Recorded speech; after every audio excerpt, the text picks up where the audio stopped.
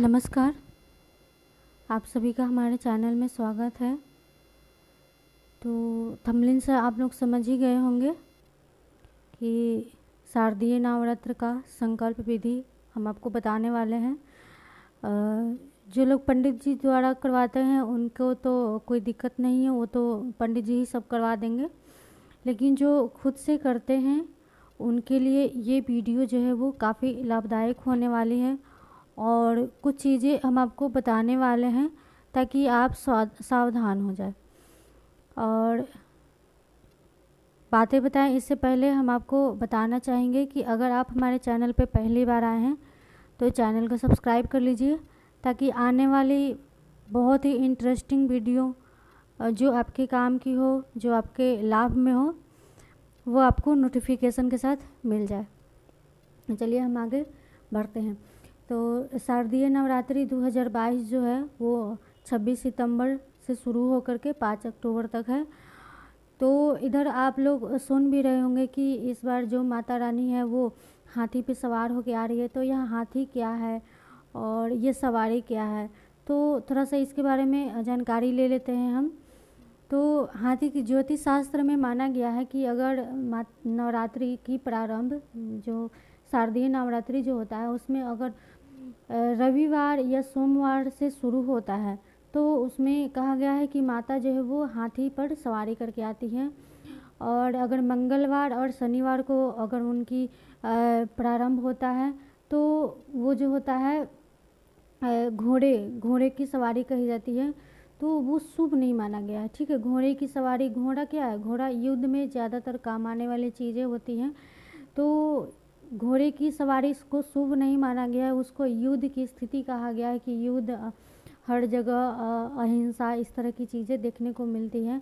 तो कुछ इस तरह से कहा गया है। तो इस बार जो है वो नवरात्रि जो है वो सोमवार को पड़ रहा है, जिसके कारण जो है माता जो है वो हाथी पर सवार होकर आ रही है। कहा गया है कि रविवार सोमवार हाथी की सवारी और शुक्रवार गुरुवार जो है वो माता जो है वो पालकी में सवार होकर आती हैं। और बुधवार को जो माता का अपना दिन होता है वो उस दिन जो है वो नौका पे सवार होके आती हैं। तो नौका पर सवार होके आना और हाथी पे सवार होके आना, ये दोनों चीज़ें जो है वो शुभ मानी गई हैं। कहा गया है कि इस नवरात्रि के पश्चात जो है वो मतलब बारिश अच्छी होने की संभावना होती है और धान्य जो होता है वो अच्छी स्थिति आती है। मतलब एक तरह से हर जगह हरियाली होती है, सुख खुशियाँ समृद्धि का सूचक माना गया है। तो हम आगे बढ़ते हैं। तो चलिए अब हम आपको बता दें कि कलश स्थापना आप कब करें। नवरात्रि के शुभ अवसर पर कलश स्थापना पहले दिन करनी होती है, तो आप कैसे करें। बाकी चीज़ें हम हर छोटा छोटा चीज़ हम नहीं बताएंगे, बस जो चीज़ें काम की है वही हम बताएंगे। ये कीजिए वो कीजिए, ऐसा कुछ हमारे चैनल पे आपको कभी देखने को नहीं मिला है और शायद आगे भी ना मिलेगी। कि जो चीज़ें ज़रूरी होंगी, जो बता सकते हैं हम, जो आप कर सकते हैं, वही हम आपको बताएंगे।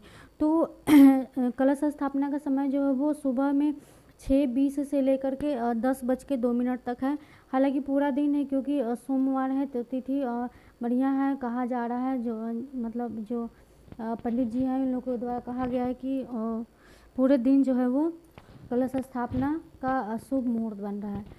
लेकिन यहाँ पे एक बात आ रही है कि अगर आप पहली बार नवरात्रि शुरू कर रहे हैं, पहला बार आपका पर्व है, तो राहु काल का ध्यान दीजिए। राहु काल जो है वो सुबह के 7:30 से 9 बजे के आसपास में है। तो ये 1.5 घंटा आपको ध्यान देना है। इस समय आपको कलश स्थापना नहीं करना है अगर आप पहली बार कर रहे हैं तो। लेकिन अगर आप सालों से करते आ रहे हैं तो कोई दिक्कत नहीं है, कर सकते हैं, कोई परेशानी नहीं है। पहली बार कर रहे हैं तो आपको 7:30 से 9 बजे के बीच को समय को अवॉइड करना चाहिए।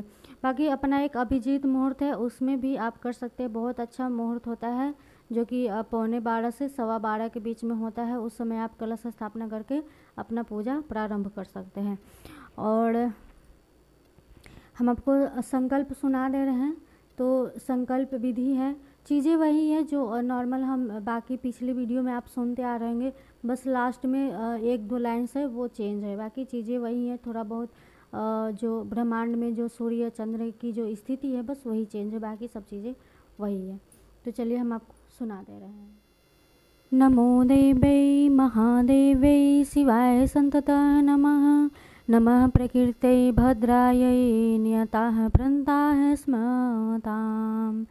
सर्वमङ्गलमाङ्गल्ये शिवे सर्वार्थसाधिके शरण्ये त्र्यम्बके गौरी नारायणी नमोस्तुते। अगर आप माता रानी की पूजा शुरू कर रहे हैं तो ये दोनों जो मंत्र हैं आपको पूजा शुरू करने से पूर्व करनी चाहिए। ये दोनों मंत्र जो है वो महादेवी के नाम पर हैं, तो ये मंगल कामना के लिए है।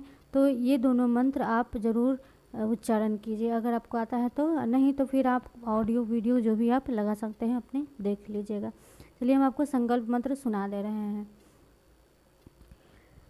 ओम विष्णुर ओम अद्य ब्राह्मणोदि द्वितीय परार्धे श्री श्वेतवराह कल्पे वैवस्वत मन्वंतरे अष्टाविंशतितमे कलियुगे कलिपथम चरणे जम्बूद्वीपे भरतखंडे भारतवर्षे पुण्य अपने नगर का नाम क्षेत्रे बौद्ध अवतारे वीर विक्रमादित्य निरपते 2079 तम्य अवधे प्रमादि नाम संवत्सरे सूर्य दक्षिणायने शरद ऋतु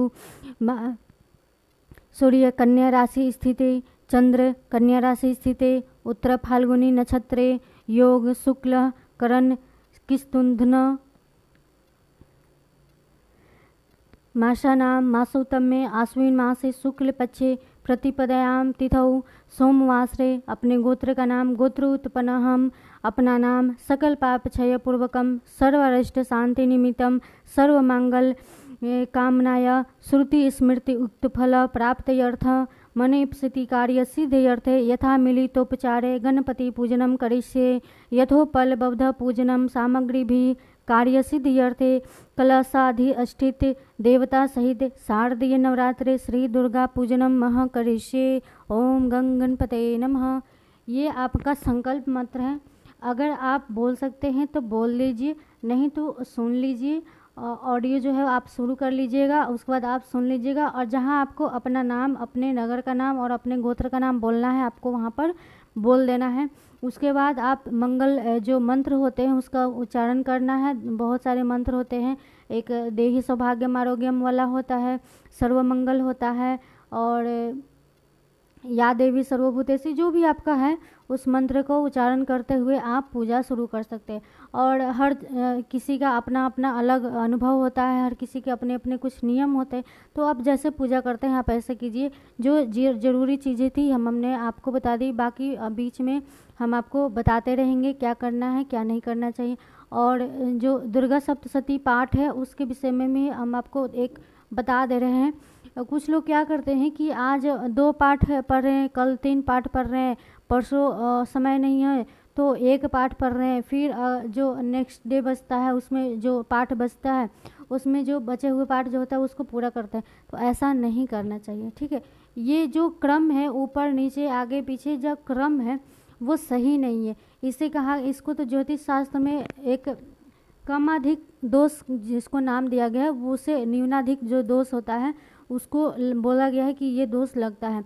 तो ऐसी गलती आप ना कीजिए। अगर आप आज सब संकल्प ले रहे हैं आप, तो अगर आप 1 पाठ आज कर रहे हैं तो अगले जो 8 दिन जो है आपको 8 पाठ ही करना है और फिर 9वें दिन जो आपका जो शेष जो पाठ बचेगा उस पाठ को आपको पूर्ण कर लेना है, ठीक है। आप मेरी बात समझ रहे हैं। आज ऐसा नहीं है कि आज 3 पाठ कर लिए 4 पाठ कर लिए और फिर ऐसा करते करते जो है वो 9वीं को हमारा 1 पाठ मतलब 13 अध्याय होता है। मान लीजिए आप 8वीं तक 11 अध्याय इधर उधर से कर लिए, फिर आप 9वीं को सिर्फ 1 पाठ कर, तो ऐसी गलती आप ना कीजिए। इससे अच्छा है कि आप शुरुआती के 8 दिन जो है आप एक पाठ कीजिए और लास्ट जो 9वीं होता है उस दिन आप जो बचा हुआ आपका पाठ है आप उस तरह से कीजिएगा। ये न्यूनाधिक दोष जो है आप लगने से बच जाएंगे। तो और उसमें भी एक और हम आपको खास जानकारी दे रहे हैं। अगर आप सारी चीज़ें नहीं करते हैं तो अगर कुछ भी नहीं करना है तो एक चीज़ आप अवश्य कीजिए। जो दुर्गा सप्तशती है उसमें जो 11वां अध्याय जो है उसमें माता रानी की पूर्ण जो सर्व देवी देवता है उनके द्वारा माता रानी की जो है वह स्तुति की गई है। तो उसका अध्याय अगर आप पूरे 9 दिन करेंगे, सिर्फ उसका भी अध्याय करेंगे तो भी बहुत ही अच्छा उसका शुभ फलदायी होता है। माता रानी की स्तुति की गई है और माता रानी की स्तुति करने के पश्चात जो देवताओं ने जो स्तुति की थी उससे माता रानी प्रसन्न होकर के वो उन्हें वरदान देती हैं। तो कहीं ना कहीं हमारी जो स्तुति होती है वो 9 दिन तक लगातार चलेगी, तो कहीं ना कहीं माता प्रसन्न होंगी और वो हमें वरदान ज़रूर देंगी। तो अगर आप नहीं करते हैं और ये करना चाहते हैं तो आप ज़रूर कीजिए। बाकी जैसे आप करते हैं वैसे आप कर सकते हैं। चलिए सबको राधे राधे।